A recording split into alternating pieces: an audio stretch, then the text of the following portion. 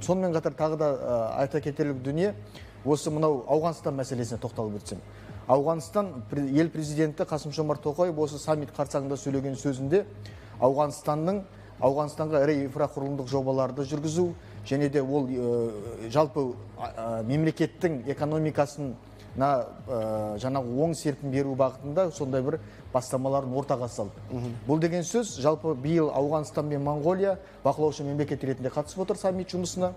Алдағы уақытта да осы Ауғанстанның ұйымның толықтай мүшесі болуы ғажап емес. Неліктен? Себебі біздің мемлекет басшысында осы саммит барысында осы жуырда тамыз айының басында ғана Алматыда Ауғанстан және де Біріккен Ұлттар ұйымының орнықты даму орталығы құрылған болатын.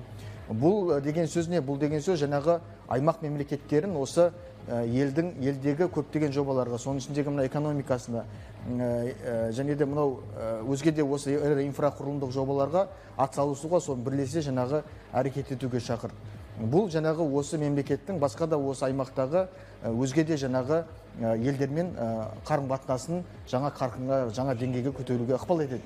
Сондықтан да осындай негізгі тезистерді ескере отырып, Ауғанстанның осы алдағы уақытта жаңағы басқа мемлекеттерден инвестиция сол мемлекетке тартылуы, бұл мемлекеттің жаңағыда осы экономикасын, жалпы елді заманауи қалыпқа келтіріп, және де оның осы өзге елдермен терезесі тең ретінде осы ұйымның мүшесі болуы ол ғажап емес. Түсінікті, Жандар мырза өз болжамын айтты, мүше болуы мүмкін.